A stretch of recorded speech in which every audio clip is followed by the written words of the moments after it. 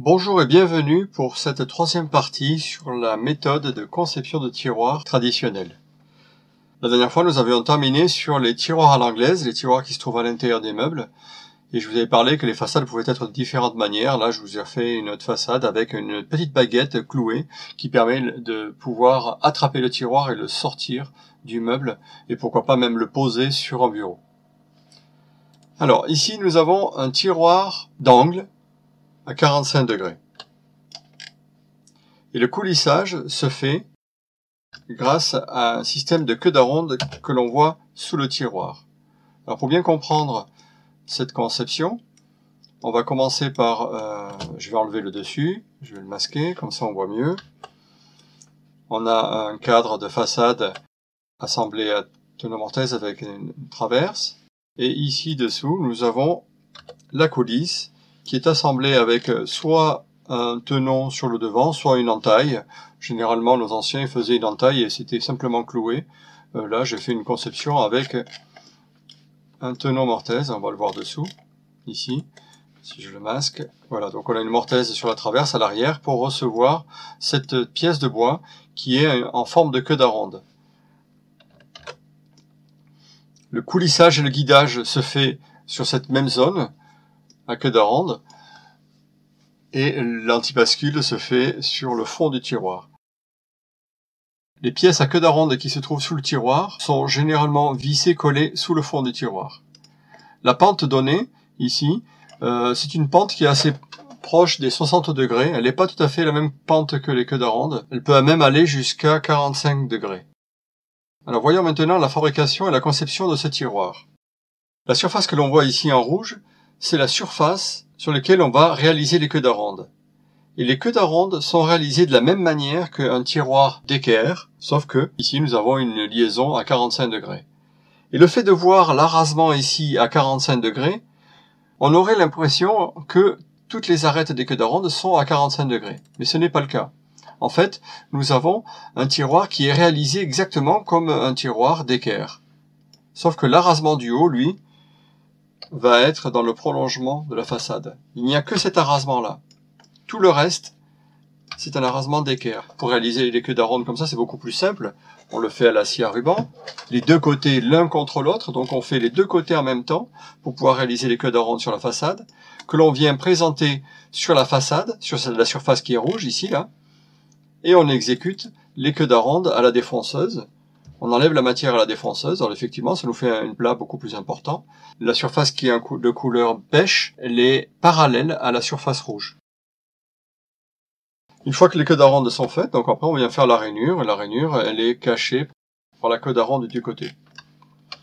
La réalisation des queues d'aronde à l'arrière, c'est la même queue d'aronde que devant, sauf que ici, je fais un épaulement, une sorte de barbette, qui va venir cacher la rainure.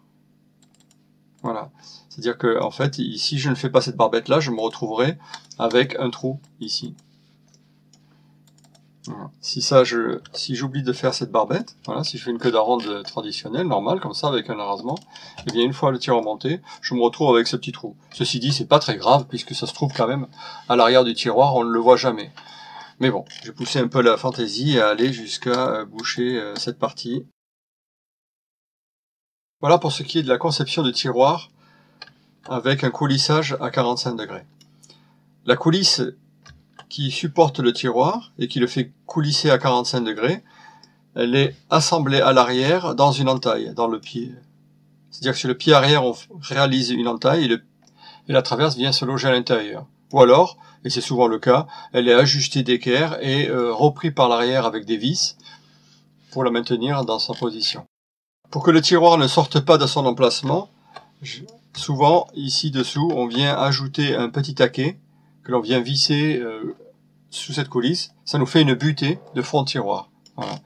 Donc là, ici, on vient rajouter une petite pièce de bois. Ce qui fait que le tiroir, quand il vient s'ouvrir, eh bien, cette pièce de bois vient buter contre l'arrière de la traverse et empêche la sortie totale du tiroir. Ici, nous avons un autre type de coulissage. C'est un coulissage qui est perpendiculaire à la face. Et par contre, nous n'avons pas de coulisse sous le tiroir, ni de conduit sur le côté, mais par contre, une queue d'aronde sur l'arrière. Alors c'est une conception très simple. J'ai rencontré ce genre de conception sur des tiroirs de fabrication très rustique ou industriels venus de pays asiatiques. Donc ça fait dire que sur le tiroir, nous avons uniquement sur l'arrière, on doit faire cette queue d'aronde là, cet emplacement. Cette pièce-là, elle est fixée sous la traverse de façade. Généralement c'est vissé. Et elle est vissée aussi ou entaillée à l'intérieur de la traverse arrière. Donc le tiroir ne peut pas basculer, donc il porte sur la traverse. Ce genre de coulissage ne convient que pour les tiroirs de petite taille, genre des tiroirs de meubles de chevet, avec une conception un peu plus industrielle que traditionnelle. Elle a un inconvénient, cette technique, c'est que plus le tiroir est lourd, plus le frottement est important et le coulissage est difficile.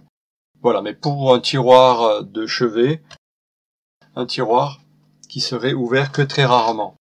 Maintenant, nous allons aborder les tiroirs montés sur pivot. Ce tiroir est monté sur des pivots coudés. Voilà, ce tiroir-là va s'ouvrir exactement comme une porte.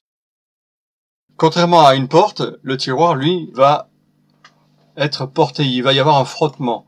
Le frottement qui va être sur cette traverse-là.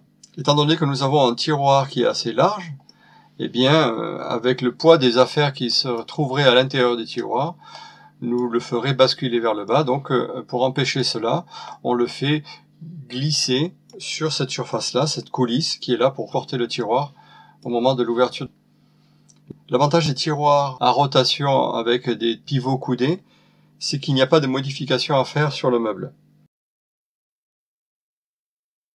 Cette partie du pivot est généralement fixée sur la traverse haute. Et là, nous avons la partie du pivot qui est fixée sur la partie basse. Et ici, entre les deux, souvent, nous avons une rondelle. Encore un autre cas de tiroir en rotation. Mais la rotation de ce tiroir se fait sur un pivot droit. Là, je vais masquer la traverse et le dessus pour qu'on puisse bien voir la quincaillerie. Donc, c'est une quincaillerie faite d'une lamelle de métal, percée de trous pour pouvoir la visser, ainsi qu'un axe. Voilà. Cette quincaillerie a été très utilisée par nos anciens puisqu'elle ne coûtait pas cher. C'est une quincaillerie qu'on retrouve souvent sur les meubles anciens. Le deuxième avantage de cette quincaillerie, c'est qu'elle est parfaitement invisible en vue de face. Je vais ouvrir mon tiroir. Ce qui fait la beauté du tiroir, c'est cette petite pièce de bois que l'on voit apparaître ici. Là. Cette pièce, généralement, elle est fixée derrière la traverse haute. Là, je vais masquer mon dessus. Voilà. Voilà donc cette pièce-là. Elle empêche le tiroir de sortir, de s'ouvrir davantage.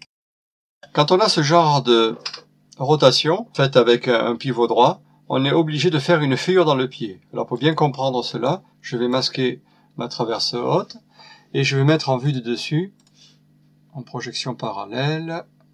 Voilà. Et je vais fermer mon tiroir. Donc le jeu qu'il y a derrière est là pour que le tiroir puisse bien s'ouvrir et ne pas frotter. Cette feuillure dans le pied permet d'encaisser le jeu qu'il y a entre le tiroir et le pied. Voilà, donc l'ouverture peut se faire facilement. D'ailleurs, vous avez vu, j'ai fait un petit chanfrein ici sur le pied pour qu'il ne puisse pas frotter à l'intérieur. Et quand on a une feuillure dans le pied, eh bien, il y a une modification d'assemblage qui se fait sur la traverse de façade. Vu que nous avons une feuillure sur le pied, il y a un décalage entre les deux arasements qui correspond à la profondeur de la feuillure. Ici, nous avons une commode demi-lune. Généralement, sur les commodes demi-lune, nous avons deux tiroirs sur la façade et sur les côtés, ce sont des portes cintrées.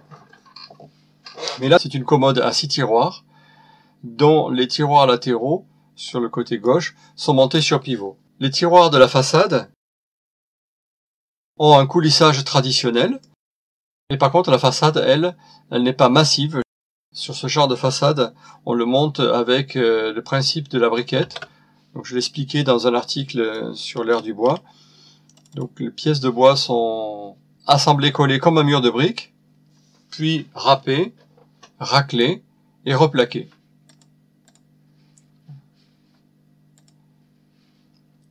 La première couche, elle est perpendiculaire au sens du fil du tiroir, et la dernière, donc c'est le plaquage qui vient recouvrir le tiroir, avec une marqueterie par exemple, et le fait de croiser les fibres nous permet une meilleure stabilité de la façade du tiroir. Et l'assemblage à queue d'aronde est réalisé exactement comme je l'ai expliqué sur la première partie.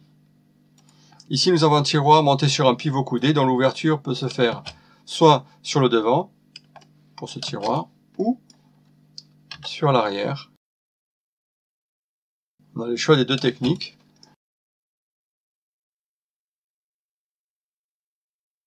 Quand on a des tiroirs sur une commode à pivot comme ça, c'est plutôt cette technique-là qui est retenue plutôt que celle-là.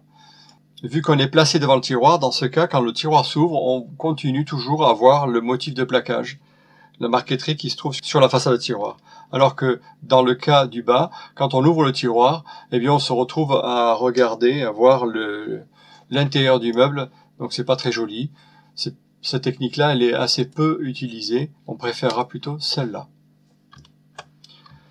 Sur le côté droit de la commode, j'ai fait une translation sur la façade, avec non pas un système à queue d'aronde, mais avec un système avec double feuillure. C'est exactement le même principe que la translation à queue d'aronde, mais beaucoup plus facile à réaliser avec les outils que nous avons à l'atelier. D'autant plus que l'ajustage est beaucoup plus simple. Si on a du mal à faire coulisser le tiroir, on vient ajuster en donnant un petit coup de rabot sur cette surface ici, sur cette surface-là que le tiroir va être guidé. Sur le tiroir, on va retrouver les deux pièces de bois, et ces deux pièces-là sont collées sous le fond du tiroir. On ne retrouve pas beaucoup ce genre de coulissage sur les commodes 2001, mais j'en ai profité pour vous expliquer, pour vous montrer ce coulissage, qui peut être intéressant de connaître pour une utilisation dans une autre circonstance. Voilà pour aujourd'hui. La prochaine fois, je vous montrerai un tiroir avec une conception un peu différente, que j'ai rencontré sur des meubles anciens, et je vous expliquerai, vous montrerai comment les tiroirs étaient faits à l'époque Louis XIV. À bientôt!